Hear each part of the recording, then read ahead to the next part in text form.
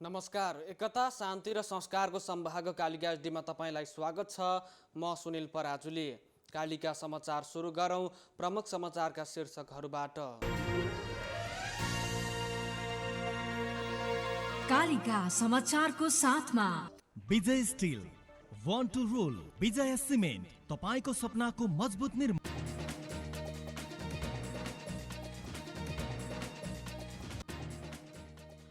नेपालमा corona virus संक्रमणबाट मृत्यु हुनेको संख्या 126 पुग्यो। हालसम्म 29,645 जना संक्रमित।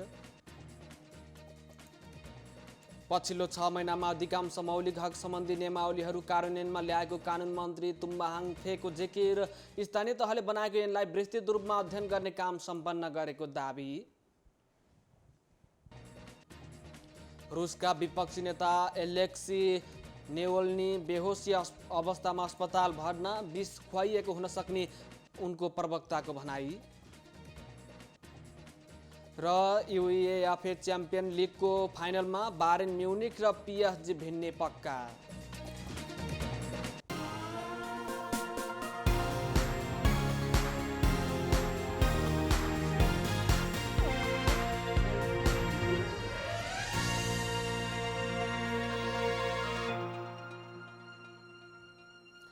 कालिका समाचार सुरु गरौँ राष्ट्रिय समाचारबाट।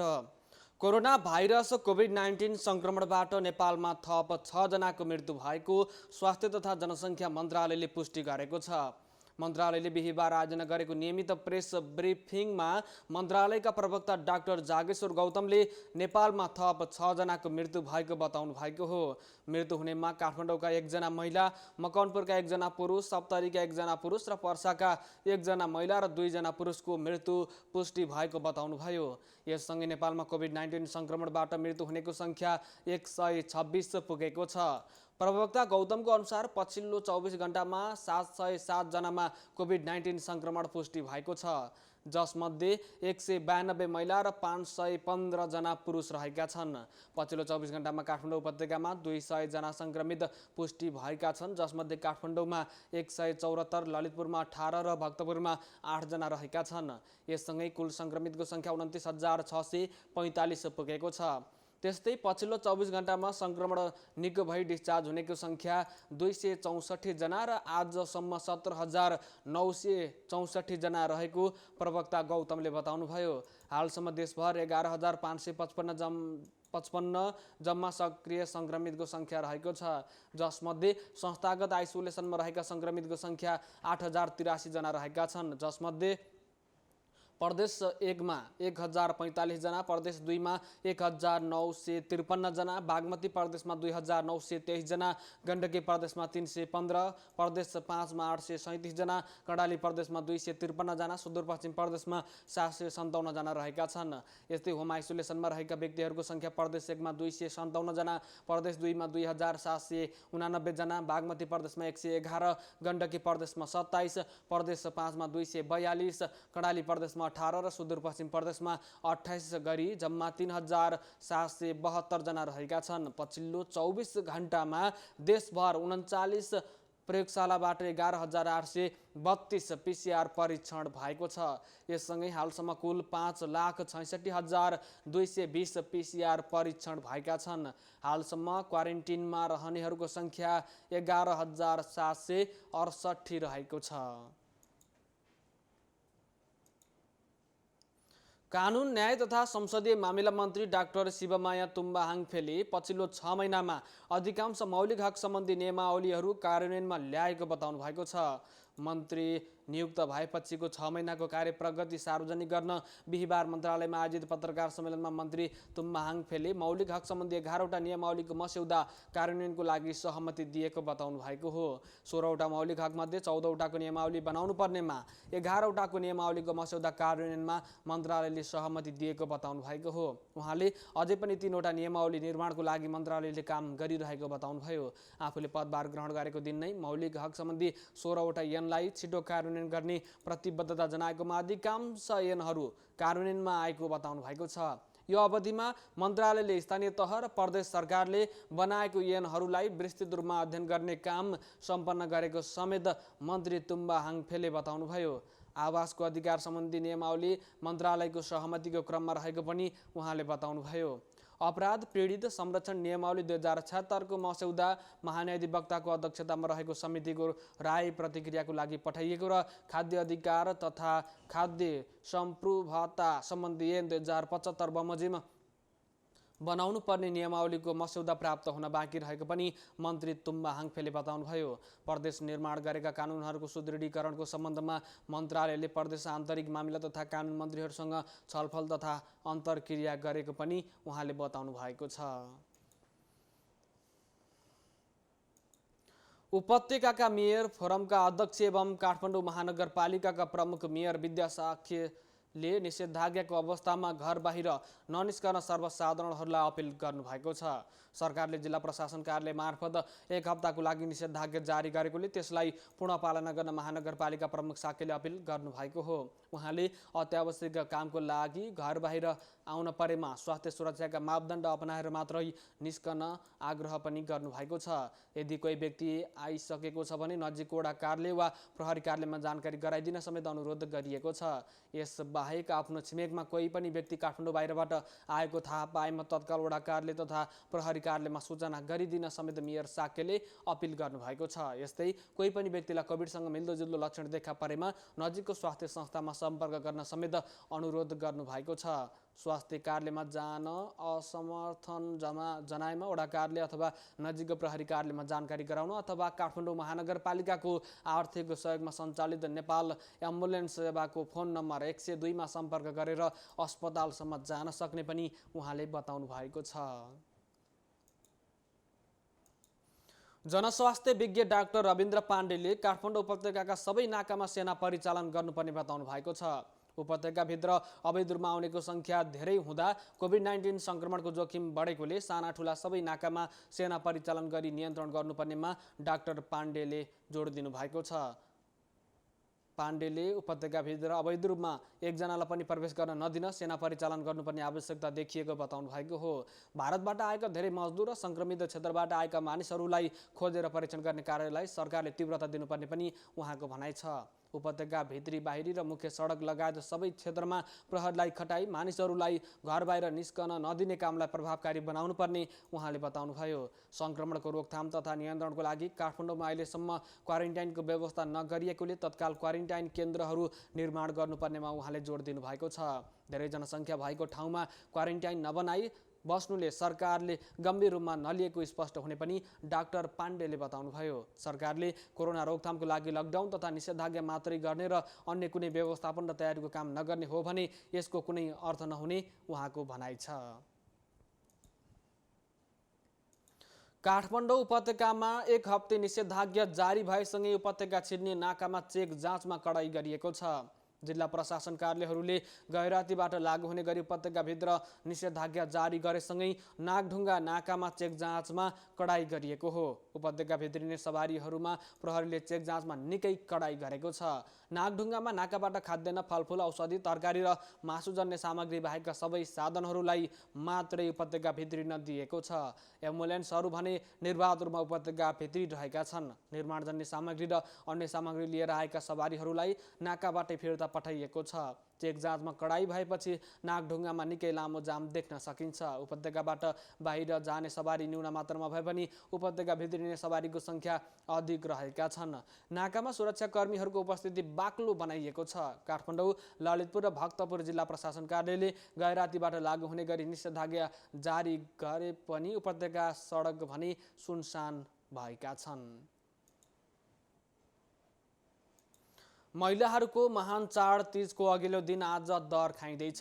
भाद्र शुक्ल द्वितीया अर्थात् हरितालिका तीजको अघिल्लो दिन तीजको निराहार व्रत बस्न शक्ति प्राप्तिको लागि नेपाली हिन्दू नारीहरूले दर खाने परम्परा छ। तर खाने दिनमा विभिन्न मिठा परिकार बनाएर खाने र नाचगान गरेर रमाइलो गर्ने चलन छ। दर खाने दिनको भोलिपल्ट तीज पर्व पर्दछ। तीजको दिन निराहार व्रत बस्ने भएकोले त्यसको आडका अघिल्लो साँझ पौष्टिक तत्त्व भएका खानेकुरा खाने चलन चलेको बताइन्छ। तर नेपाल पञ्चाङ्ग निर्णायक समितिका अध्यक्ष प्राध्यापक डाक्टर रामचन्द्र गौतमले भने शास्त्रीय रूपमा तीजमा निराहार व्रत बस्ने विधान नरहेको जानकारी दिनुभएको छ। दर खाने समय र स्थान भने ठाउँ अनुसार फरक फरक रहेको छ। कतै साँझमा अन्य चिज नखाई दर खाने प्रचलन छ भने कतिपय स्थानमा पहिला खाना खाएर मध्यरातमा दर खाने गरिन्छ। परापूर्वकालमा देवी पार्वतीले भगवान शिवलाई स्वामी पाऊँ भनी निराहार व्रत बसेको र उनको कामना पूरा भएको विश्वासको साथ अविवाहितले राम्रो पति पाउन र विवाहितले पतिको सुस्वास्थ्य दीर्घायु र प्रगतिको कामना गर्दै तीज पर्व मनाउने चलन रहेको छ। तर यस पर्व कोरोना भाइरस सङ्क्रमणको जोखिमका कारण सामूहिक दर खाने र तीज मनाउन सरकारले रोक लगाएको छ। आफ्ना परिवारका सदस्यहरूसँग घरमै बसेर दर खान, तीज मनाउन र पूजापाठ गर्न सरकारले आग्रह गरेको छ।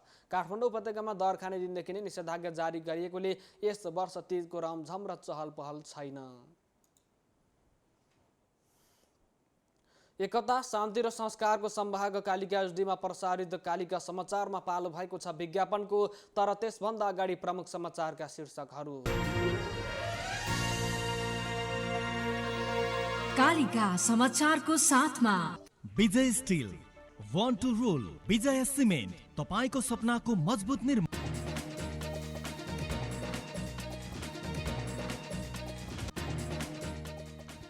पछिल्लो 6 महिनामा नेपालमा कोभिड-19 संक्रमणबाट मृत्यु हुनेको संख्या 126 पुग्यो। हालसम्म 29,645 जना संक्रमित। पछिल्लो 6 महिनामा अधिकांश मौलिक हक सम्बन्धी नियमावलीहरू कार्यान्वयनमा ल्याएको कानुन मन्त्री तुम्माहाङ फेको जिकिर। स्थानीय तहले बनाएको ऐनहरूलाई विस्तृत रूपमा अध्ययन गर्ने काम सम्पन्न गरेको दाबी। रुसका विपक्षी नेता एलेक्सी नेवल्नी बेहोसी अवस्थामा अस्पताल भर्ना, विष खुवाइएको हुन सक्ने उनका प्रवक्ताको भनाई। र UEFA च्याम्पियन लिगको फाइनलमा बायर्न म्युनिख र PSG भिड्ने पक्का।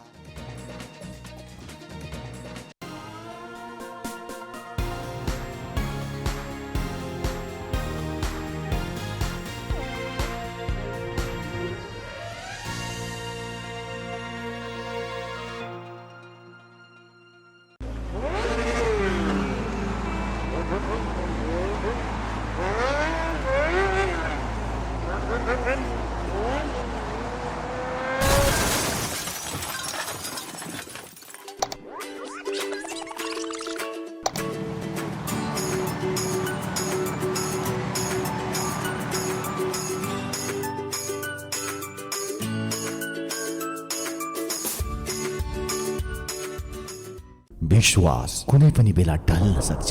अब हामीलाई चाहिन्छ यस्तो आधार जसको मजबुतीले वर्षौं वर्षसम्म हामीलाई विश्वास दिलाओस्। पूर्णतया मजबुतीको अनि विश्वस्त जिन्दगीको मास्टर बिल्डर ओपिसी सिमेन्ट, जसको हरेक कणले बोकेको छ पूर्णतया मजबुती। विजय सिमेन्टको master builder OPC cement, building your future.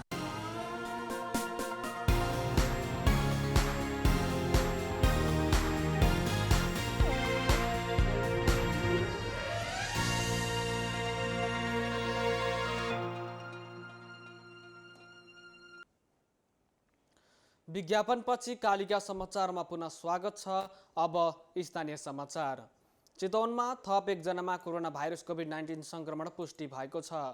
Bharatpur अस्पताल कोभिड-19 प्रयोगशालामा बुधबार राति गरिएको परीक्षणमा एकजना मात्रै कोरोना संक्रमण फेला परेका हुन्। प्रयोगशालाकी प्रमुख डाक्टर नीतू अधिकारीका अनुसार भरतपुर महानगरपालिका 7 का 33 वर्षीय पुरुषमा कोरोना संक्रमण पुष्टि भएको हो। ती पुरुष होम क्वारेन्टिनमा बसेका थिए। बुधबार राति कुल 556 नमुना परीक्षण गरिएको छ।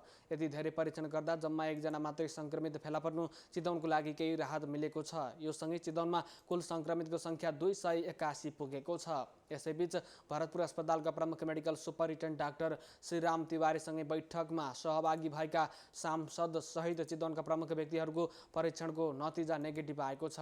डाक्टर तिवारीलाई साउनको अन्तिममा कोरोना पुष्टि भएपछि हाल आइसोलेसनमा बसेर उपचार गरिरहनु भएको छ। उहाँसँगै साउन 30 गते बैठकमा सहभागी भएका बागमती प्रदेश सभा सदस्य द्वय विजय सुवेदी र घनश्याम दाहाल सहित चितवनका प्रमुख जिल्ला अधिकारी नारायण प्रसाद भट्टराई, भरतपुर महानगरपालिकाकी मेयर रेणु दाहाल, जिल्ला समन्वय समिति चितवनका प्रमुख कृष्ण कुमार डल्लाकोटी, भरतपुर अस्पताल विकास समितिका अध्यक्ष डाक्टर भोजराज अधिकारी, बीपी कोइराला मेमोरियल क्यान्सर अस्पतालका कार्यकारी निर्देशक डाक्टर तेज कुमार गौतम, पुरानो मेडिकल कलेजका डाक्टर मनोहर प्रधान, चितवन मेडिकल कलेजका निर्देशक डाक्टर हरिश नेउपानी, निजी अस्पताल समन्वय समिति चितवनका सचिव विक्रम अधिकारी, भरतपुर अस्पताल विकास समितिका सदस्यहरू केशव देवकोटा, रमा घिमिरे लगायतको रिपोर्ट नेगेटिभ आएको हो। कालिका समाचारमा अब अर्थ समाचार।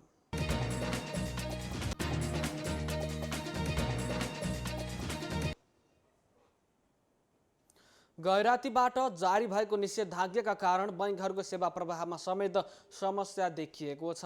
प्रहरीले अनावश्यक घर बाहिर निस्कने सर्वसाधारणसँगै बैंकका कर्मचारीहरूलाई समेत बाटोमै रोकेपछि सेवा प्रभावित भएको हो। सरकारले बैंक तथा वित्तीय संस्था र सरकारी कार्यालयमा न्यूनतम कर्मचारी राखेर सेवा सञ्चालन गर्न प्रशासनले भनेपछि बैंकका कर्मचारीलाई प्रहरीले बाटोमै रोकेपछि सेवा प्रभावित भएको हो। सरकारले न्यूनतम कर्मचारीको उपस्थितिमा न्यूनतम शाखा खोल्न अनुमति दिए पनि बैंक जान हिँडेका बैंकका कर्मचारीलाई बाटोमा रोकेको बैंकर सङ्घले जनाएको छ। मुख्य कार्यालयमा बढीमा 10% कर्मचारीले सेवा दिने र सीमित ठाउँमा मात्रै शाखाहरू खोल्ने सहमति भए पनि प्रहरीले बाटोमै कर्मचारी रोकेपछि सेवा नै दिन सक्ने अवस्था नभएको सङ्घले जनाएको छ। कर्मचारीहरू बाटोमा रोकिएपछि बैंकहरूको सेवा प्रवाहमा समस्या देखिएको छ। काठमाडौँमा 5वटा शाखा मात्रै खुल्ला हुने जानकारी साथी मार्फत पाएको उल्लेख गर्दै भन्नुभएको छ। सबैभन्दा नजिक पर्ने मुख्य कार्यालय भएकोले आएको पनि बताउनु भएको छ।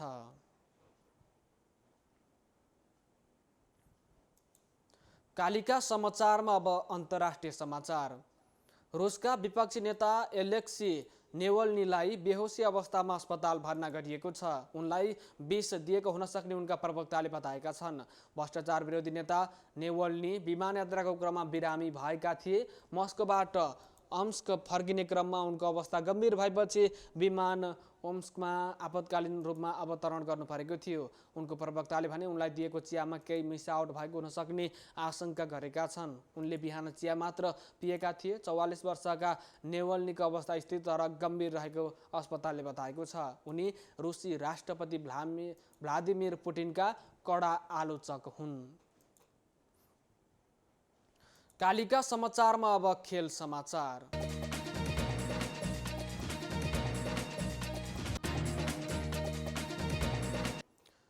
UEFA च्याम्पियन्स लिगको फाइनलमा जर्मन च्याम्पियन बायर्न म्युनिक र फ्रान्सेली champions Paris Saint Germain PSG भिन्ने भएका छन्। बायर्नले बुधबार भएको दोस्रो सेमिफाइनलमा लियोनलाई 3-0ले पराजित गरेसँगै उपाधि भिडन्तमा स्थान बनाएको हो। बायर्नको जितमा सर्ज जिनाब्रीले 2 तथा रोबर्ट लेवान्डोस्कीले 1 गोल गरे। पहिलो हाफमा नै बायर्नले जिनाब्रीको 2 गोलको मद्दतले आरामदायी अग्रता बनाएको थियो। लेवान्डोस्कीले जारी सिजन प्रतियोगितामा 15औं खेल गरेपछि जित सुनिश्चित भएको थियो। यता PSGले पनि मंगलबार आरबी लाइप्जिगलाई 3-0 कै अन्तरले पराजित गर्दै फाइनलमा स्थान बनाएको थियो। PSGको लागि मार्किन्स, एन्जल डी मारिया र जुआन बर्नार्डले गोल गरे। लाइप्जिग विरुद्धको खेलको सुरुवाती समयदेखि नै PSGले दबाव कायम गरेको थियो। डी मारियाले गोलसँगै 2 असिस्ट दिएपछि PSGको पहिलो फाइनल यात्रा सम्भव भएको हो। एकता, शान्ति र संस्कारको संवाहक कालिका एचडीमा प्रसारित कालिका समाचारको अन्त्यमा प्रमुख समाचारका शीर्षकहरू पुनः एकपटक। कालिका समाचारको साथमा Vijay steel, one two role, Vijay cement, तपाईको सपनाको मजबुत निर्माण।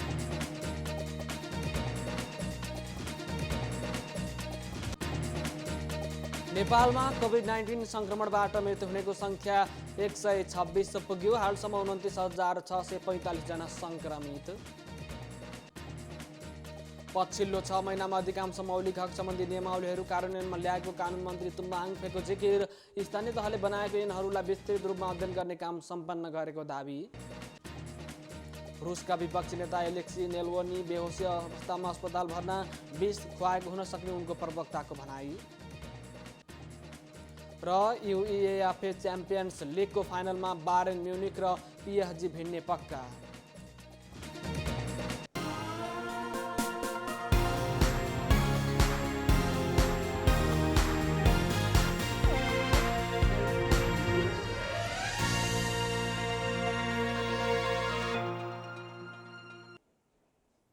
एकता, शान्ति र संस्कारको संवाहक कालिका एचडीमा प्रसारित कालिका समाचार अहिलेको लागि यति नै। हेर्दै गर्नुहोला कालिका एचडी। म सुनिल पराजुली बिदा हुन्छु। नमस्कार।